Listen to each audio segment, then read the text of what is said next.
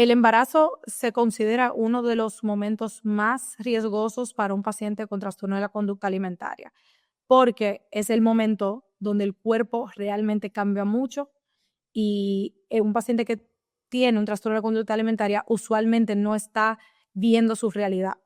O sea, que de por sí tiene una discrepancia de cómo se ve y cómo se siente, y entonces cuando llega un embarazo, esto se potencializa mucho más.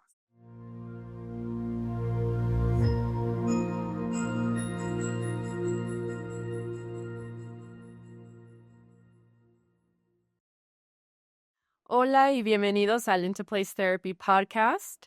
Hoy me acompaña la doctora Paula Contreras, médica y especialista en nutrición de la República Dominicana.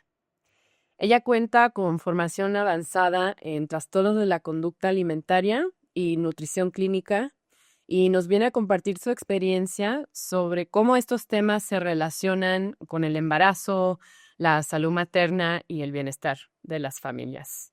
Estoy muy contenta, doctora, de tenerla aquí para esta conversación. Gracias, para mí es un placer acompañarte y estar aquí con ustedes. Para empezar, ¿nos podría platicar un poco sobre su trayectoria profesional y qué la llevó a enfocarse en la nutrición y los TCAs? Ok. Bueno, mi trayectoria profesional no es tan extensa ni larga, pero sí creo que bastante reñida, porque aquí en República Dominicana no hay tantas personas especializadas en trastornos alimentarios. Yo tuve la dicha de encontrar una mentora aquí en República Dominicana, lo cual se llama doctora Lidia Vázquez, lo cual ha hecho que yo me entrara muy rápido en el mundo de trastorno alimentario y vea muchos casos bien complejos. También como el país es pequeño y hay pocas personas, me han llegado de por sí casos complejos que te hace en poco tiempo convertirte en una persona que sepa mucho del tema. También logré ir a un centro que se llama Eating Recovery Center en Denver y creo que desde ahí entonces ya me considero una persona que realmente sabe de trastorno alimentario. Anteriormente a eso, aunque estaba trabajando todavía, o sea, mucho, todavía creo que me faltaba conocer y entender tanto los trastornos alimentarios. O sea, que esa es como mi pequeña trayectoria, no es tan extensa, pero me encanta, o sea, este es, yo diría que mi pasión, puedo pasarme días, horas trabajando con mis pacientes sin ningún tipo de problema. Y lo que me hizo entrar en este mundo fue un poco una vivencia personal. Yo no he padecido un trastorno alimentario, pero sí viví un poco lo que era como, eh, ¿cómo le digo? Como la gordofobia en los médicos, en la parte de cómo abordan cuando hay incógnitas de aumento de peso. Entonces, yo tuve un proceso súper largo con un cambio hormonal, había aumentado mucho peso y viví como en carne propia lo que vive realmente un paciente de trastorno alimentario, de que muchas veces no le creen o que las cosas se ven como muy fáciles, pero realmente necesitan un abordaje muy multidisciplinar.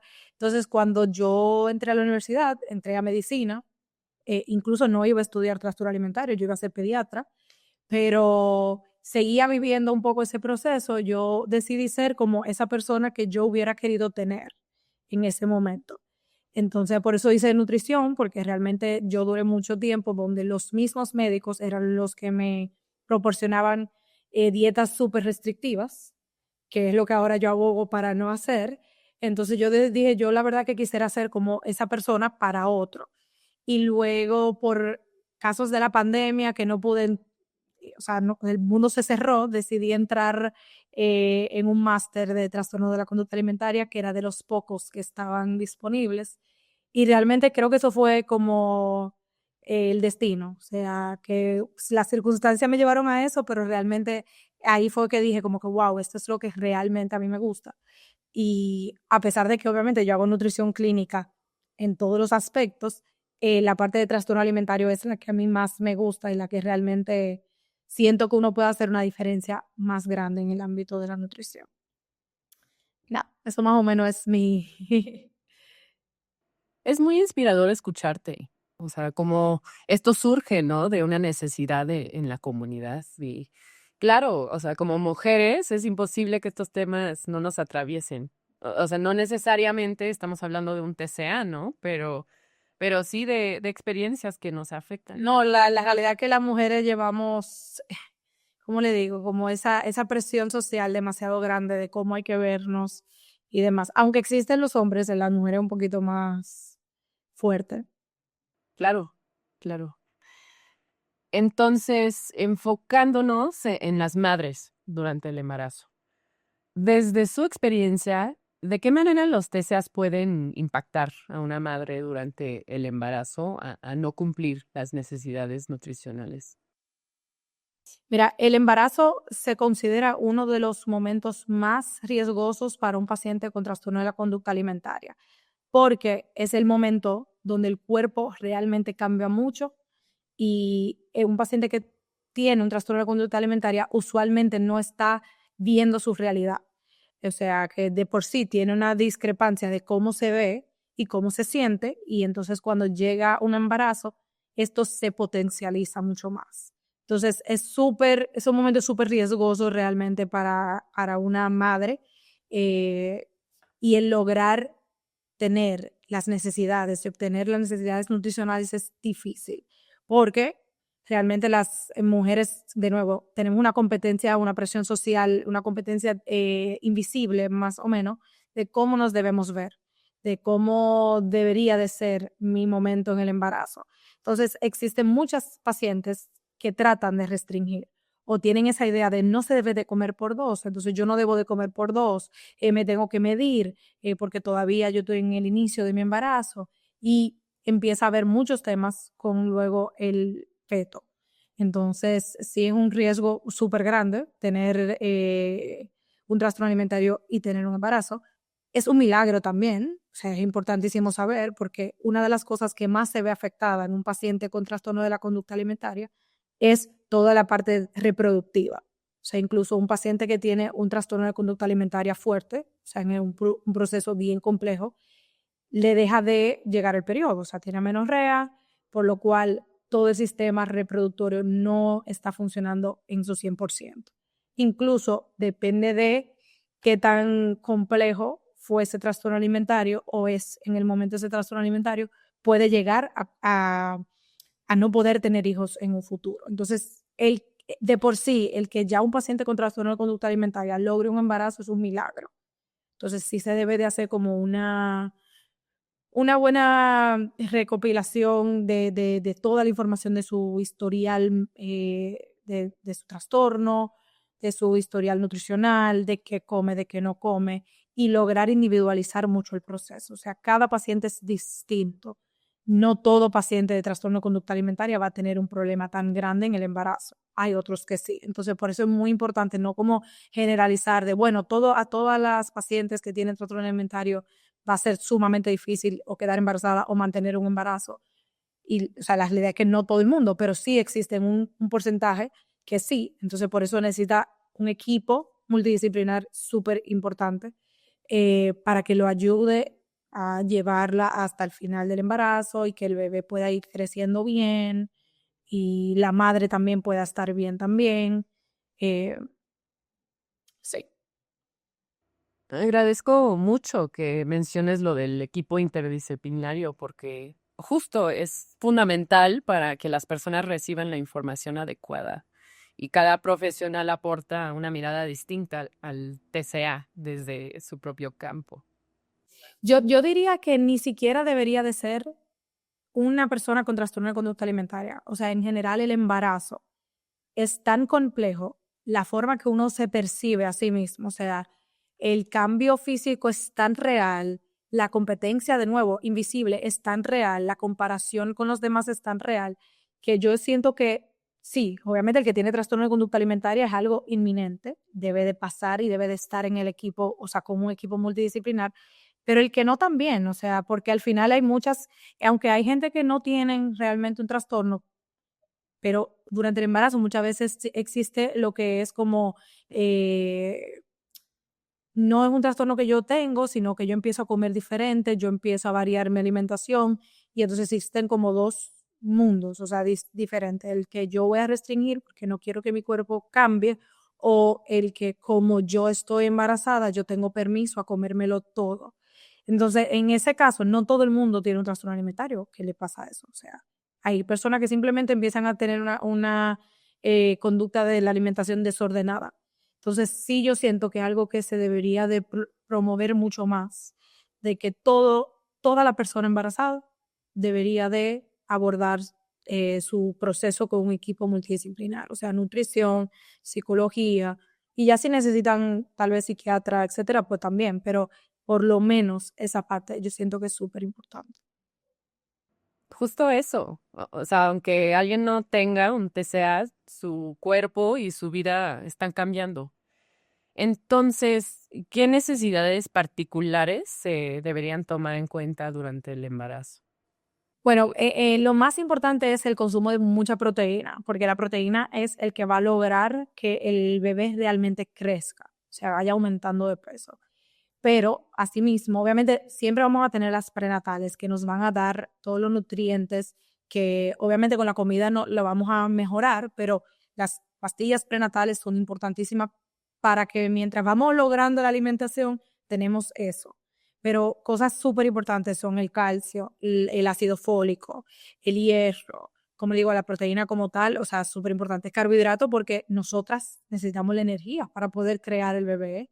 Eh, en general, lo ideal es lograr también una alimentación con muchas frutas, muchas verduras, aunque sí podemos permitirnos todos los antojos que queramos, lo más importante es lograr que realmente tengamos una buena calidad de alimentos. O sea, aunque de vez en cuando comamos comidas que tal vez sean altas en azúcar o altas en grasas, pero que el 90% por lo menos de nuestra alimentación sí sea como una alimentación bastante como eh, lean, o sea, magra, como que una buena proteína que no tenga una cantidad de grasa muy grande, una buena cantidad de carbohidratos que también sean bien carbohidratos más complejos, más tranquilos, víveres, no sé cómo le dicen ustedes a eso, pero que si plátanos, yuca, papa, maíz, o sea, todo lo que es como un poco más de la tierra, es súper importante entrarlo en el embarazo.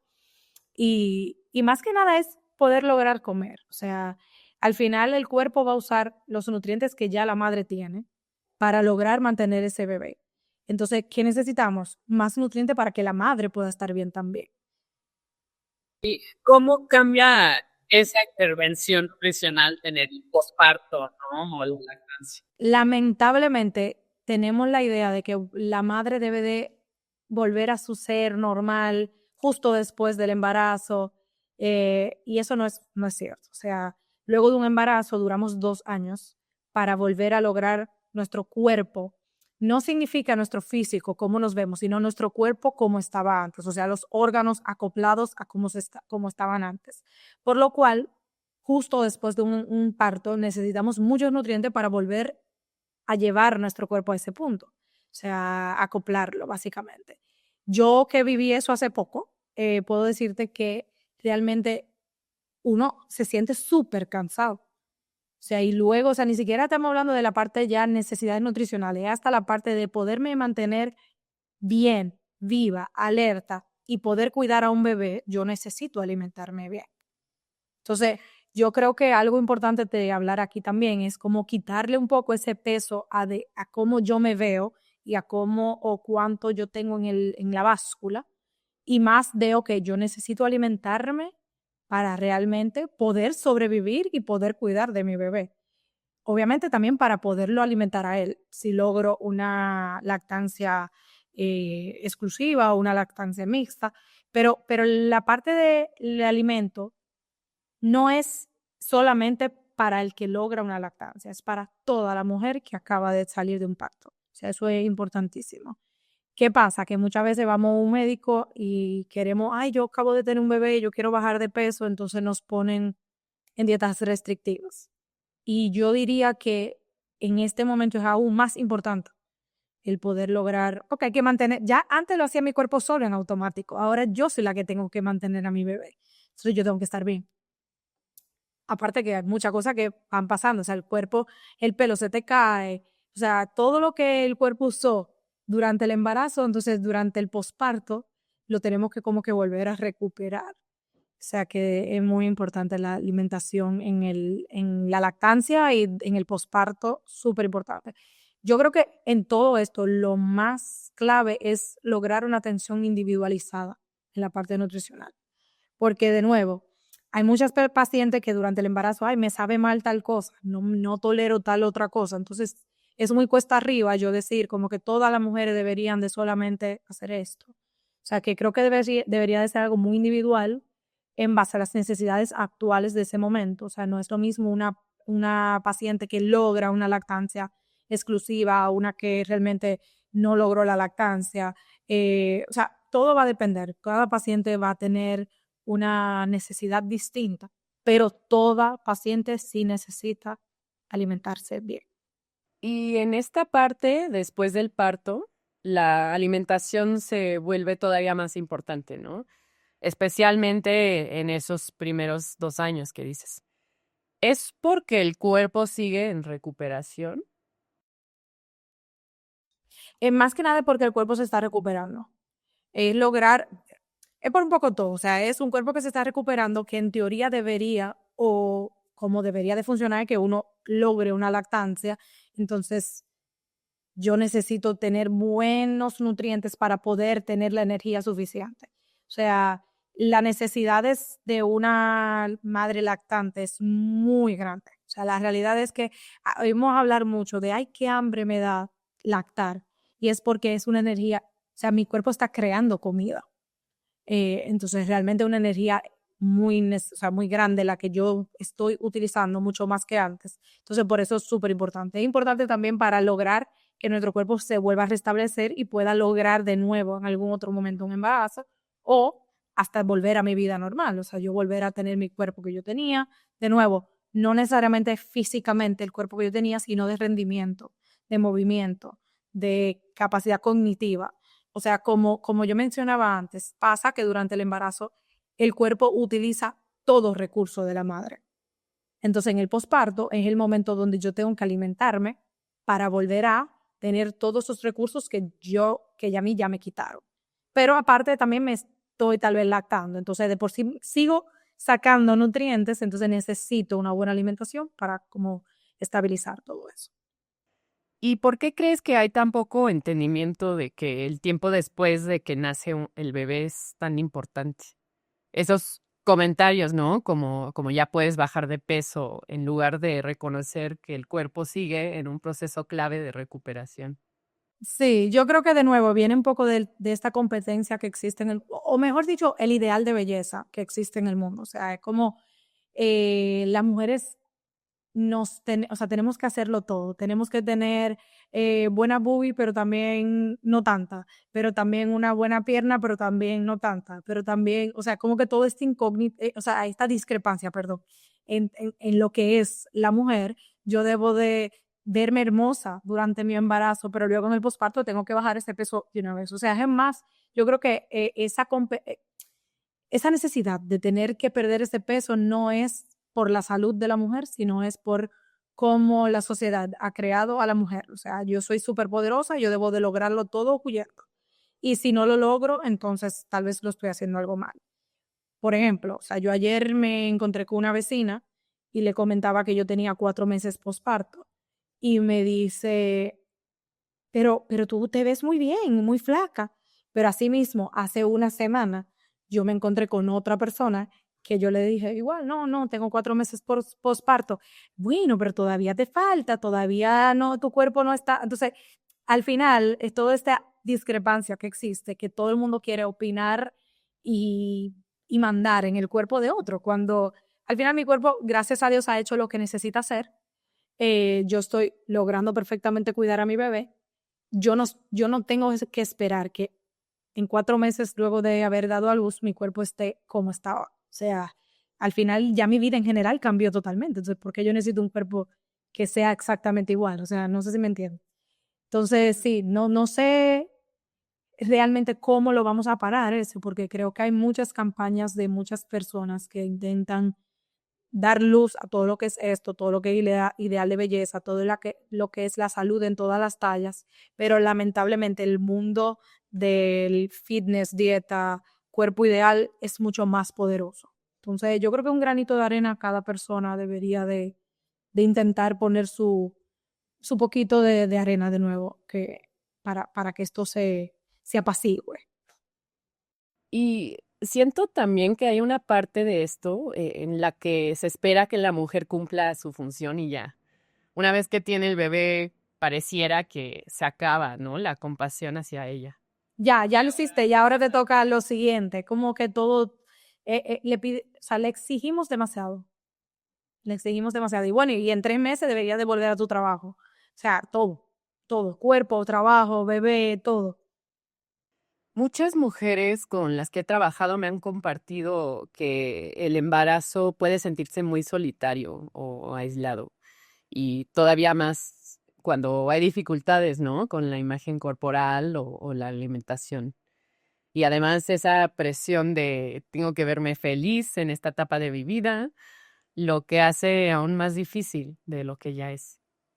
Yo creo que hay que normalizar que uno no se siente cómoda al 100% durante el embarazo.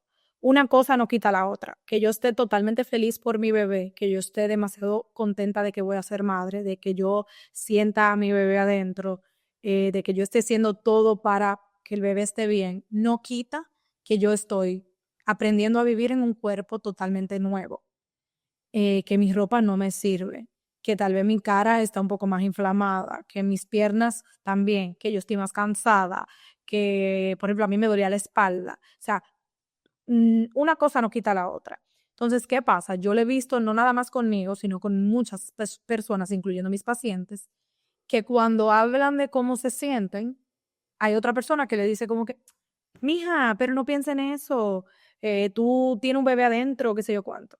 Entonces viene como de nuevo la discrepancia de todo esto, de que yo me debo de ver perfecta, pero yo no me puedo sentir mal por verme diferente. Entonces yo sí creo que debería de haber un poco de apertura de todos, de podernos comunicar realmente con la verdad. O sea, no me estoy sintiendo bien y no pasa nada. No significa que yo quiera menos a mi bebé, no significa que hay un proceso que yo no voy a pasar. O sea, yo estoy pasándolo sin ningún problema, pero me siento incómoda con mi cuerpo.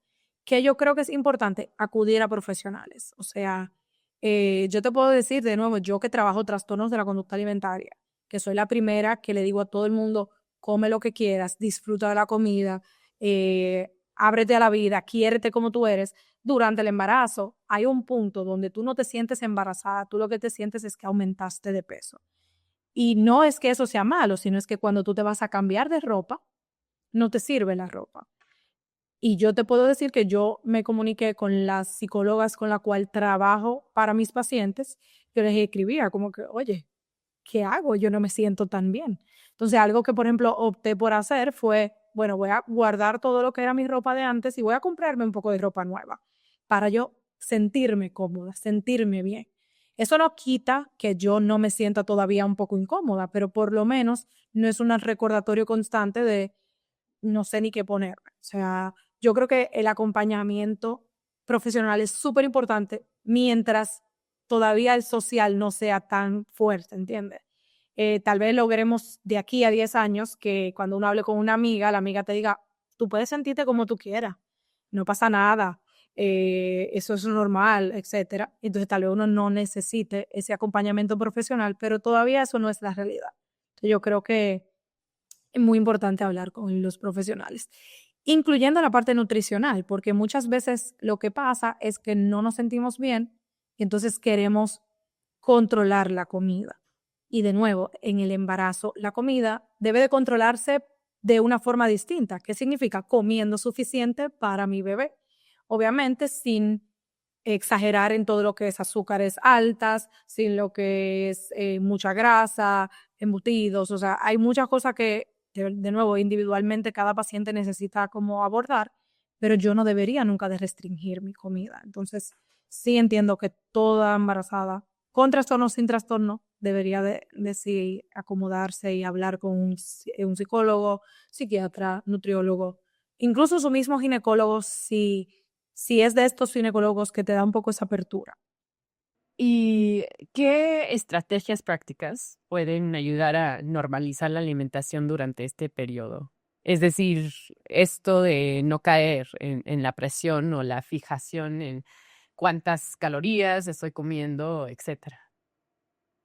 Yo creo que lamentablemente esto viene un poquito también de que a uno lo pesa cada vez que uno va al médico, entonces como que todavía como que uno tiene como los números muy, muy presentes. Entonces yo lo que suelo hacer con mis pacientes que están embarazadas es, obviamente, repito, cada paciente es muy individual, pero algo súper importante es no podemos restringir ninguna comida principal, o sea, no podemos escatimar en pequeñas cantidades ni nada. Entonces, como un poco más que una alimentación de quitar cosas, es como esta de agregar variedad. Entonces, en cada comida, como más que cuenta calorías y logra esto, es en cada comida yo necesito que tú tengas incluida una porción de carbohidrato de esta lista, que son tal vez carbohidratos que te van a ayudar mucho en tu embarazo, de este tipo de proteínas, este tipo de grasas y alguna fruta o vegetal. Entonces, de ese modo, no necesariamente abordo las calorías, sino que abordo como el tipo de comida. En tus meriendas vamos a tratar de siempre agregar una fruta con tal vez alguna grasa. Entonces, así podemos combinar una fruta con nueces, por ejemplo.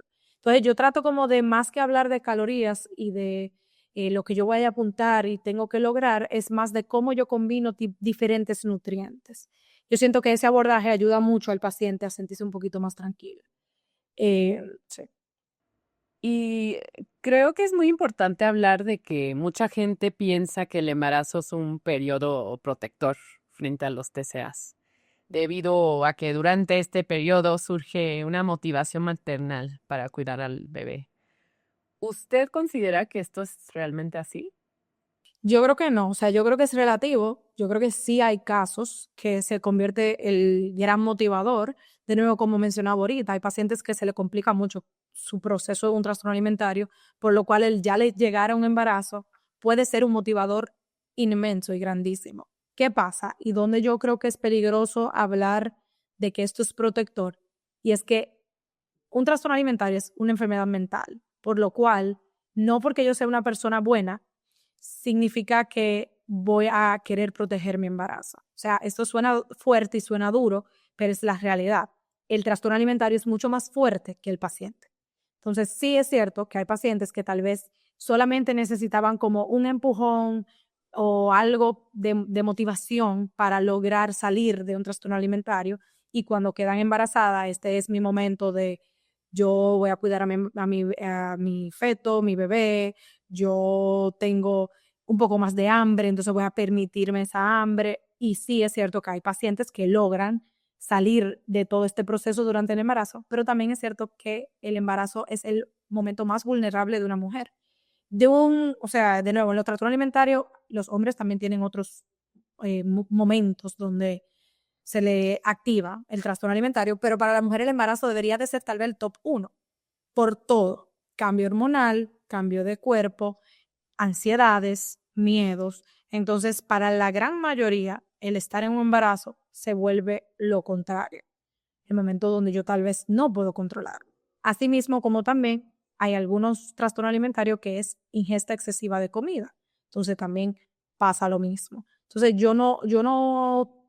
no me gusta el término de que el embarazo protege, porque luego entonces el que no se siente así, el que se siente con la misma voz del TCA, que quiere seguir restringiendo o quiere seguir comiendo de más, siente que no quiere a su bebé lo suficiente y no es la verdad.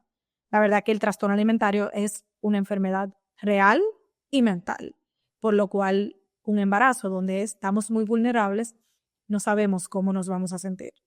O sea, repito, y esto creo que es bueno que quede claro, porque quiero que las personas con trastorno alimentario no se sientan tan mal en este proceso, y es que le pasa al que no tiene trastorno alimentario, imagínate al que sí lo tiene. Entonces, es importante que, como quitar un poquito eso. De nuevo, sí existe algunas personas que le pasa, pero la gran mayoría no es la realidad. Gracias por ese énfasis, porque es muy importante normalizar que sentir esto no tiene nada que ver con no amar a tu bebé. Y lamentablemente hay mucho estigma alrededor de eso. Hay mucho estigma al embarazo en general, que uno debería de estar contento todo el tiempo. Y yo creo que yo tengo muchas mujeres a mi alrededor y cada embarazo que yo he presenciado alrededor ha sido tan distinto Entonces hay mucha comparación, pero también no es lo mismo una persona que se sienta súper bien físicamente a una que tenga náusea todo el día. O sea, como que al final el embarazo es una lotería de cómo te va a entrar a ti.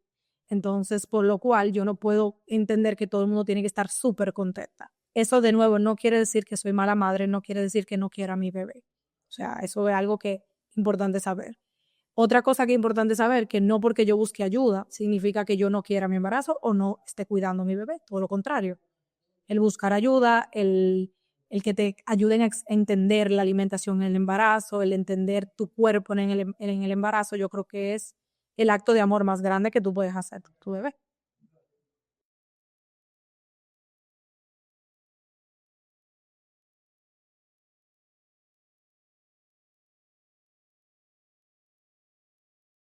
Yo creo que lo más importante como familiar es no juzgar.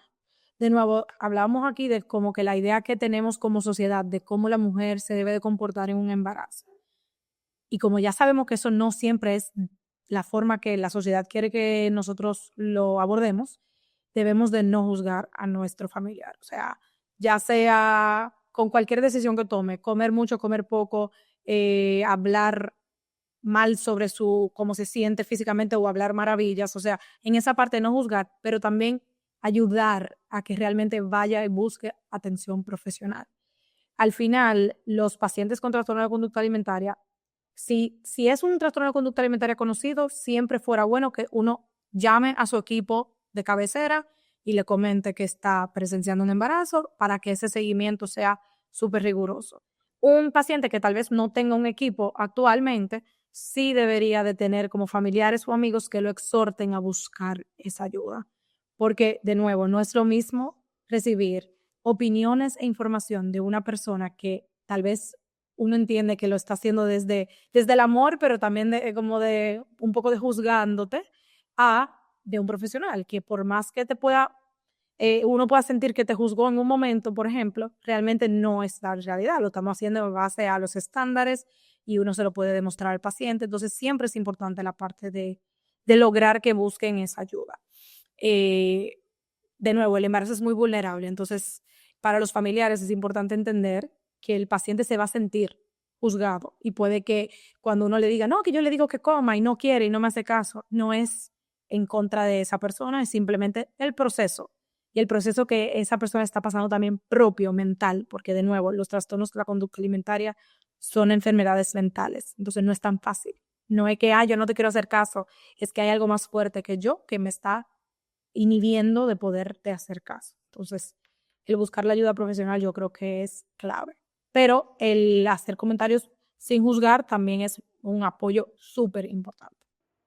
Claro, batallar con estos comportamientos no es una decisión que elegimos. Algo importante ahí para agregar, perdón, discúlpame que te interrumpa, es que también el familiar o amigo debería de ayudar como a la parte de planificación de comida. O sea, tipo, cuando ya se vean con el profesional, entonces, bueno, hacemos estructura familiar en el cual el paciente no esté solo en esas decisiones, que se sienta acompañado, que estamos comiendo un poco lo mismo, que me ayuden a preparar la comida, porque de nuevo, ese paciente está vulnerable, necesita un poco ese apoyo.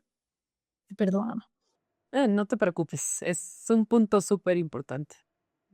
Y yo no estoy muy familiarizada con el sistema de salud en la República Dominicana, por lo que me gustaría preguntarte, ¿qué desafíos o barreras en el sistema de salud observa en la República Dominicana para apoyar la nutrición materna y la recuperación de los TCAs durante el embarazo?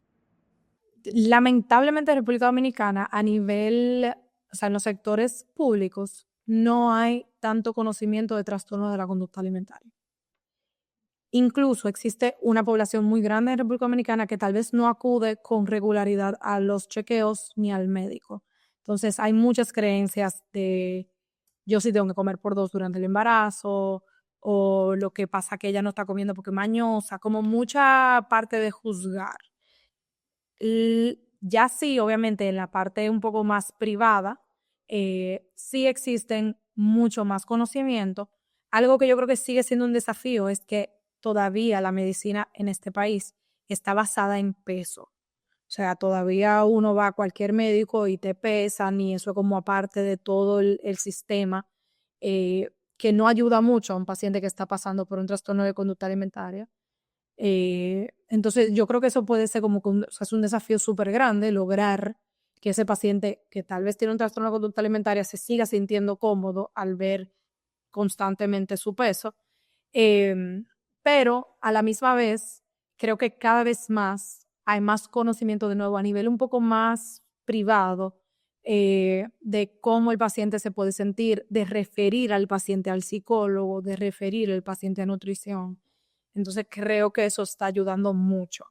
Todavía hay mucho por recorrer. Lamentablemente, repito, en este país todavía mucha gente no cree que existen los trastornos de conducta alimentaria, entienden que eso no le pasa a un pobre, que solamente le pasa a un rico. O sea, hay muchas creencias que sí es cierto que hay algunos sectores que, gracias a Dios, ya entienden y conocen estos temas, pero hay otros que no. Creo que de nuevo, igual que con todo lo demás que hemos mencionado, esto le pasa también a esas madres que no necesariamente tienen un trastorno de conducta alimentaria. El constantemente ver ese número en la báscula sigue siendo complejo en toda la parte de proceso nutricional. Algo que sí, por lo menos en mi caso, lo que viví, es que mandan muy fácil la nutrición a una persona embarazada. Entonces es algo bueno, porque así como a mí me pasó que mi bebé estaba en un momento un poquito bajo peso, me refirieron a una nutrióloga que me ayudó. Con todo y que yo soy nutrióloga, al final uno se tiene que permitir ser paciente y te refieren a eso. Por ejemplo, tengo pacientes que tienen diabetes estacional y de una vez la mandan donde mí, o tienen hipertensión durante el embarazo y la mandan donde mí. O sea que la parte de encontrar tal vez algún tema y ayudar a mejorar con la comida ya existe, que yo creo que todavía estamos un poco en pañales en mejorarla desde el principio, o sea, en ayudar que la alimentación sea parte de esa prevención.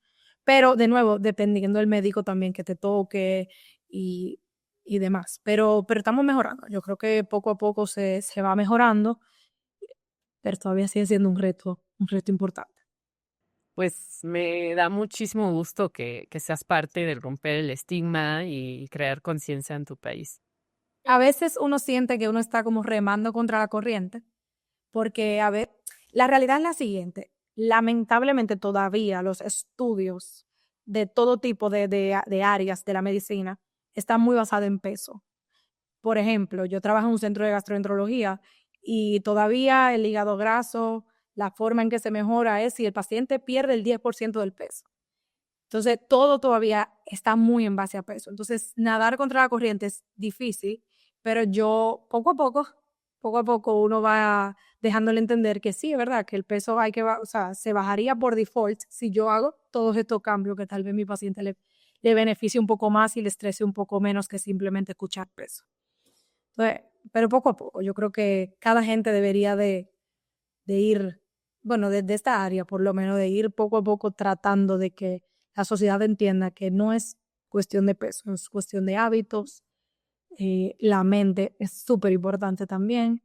Entonces, creo que sí.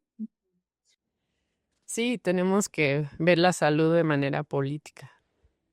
Para una persona embarazada que siente preocupación por su relación con la comida o con su imagen corporal, ¿qué palabras de orientación o tranquilidad le compartiría?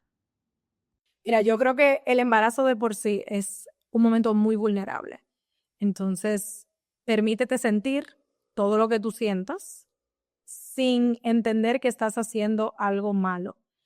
Lamentablemente la maternidad en general uno se siente muy juzgado y uno mismo es el primero que se juzga. Entonces, permítete sentir, permítete entender a veces que uno no se entiende a uno mismo, pero siempre, siempre, siempre busca el bienestar tuyo y de tu bebé. Y eso es una buena alimentación. Busca la ayuda que necesitas, pero no te compares con los demás, no escuches esas palabras o esa gente que empieza a preguntarte de tu físico o te juzga o te dice cosas que tal vez tú te sientes mal. No te compares contigo misma anteriormente al embarazo, o sea, al final estás creando una vida y no hay cosa más impresionante que esa, o sea, literalmente un bebé sale de ti. Entonces, tómatelo tranquilo, pero permítete sentir.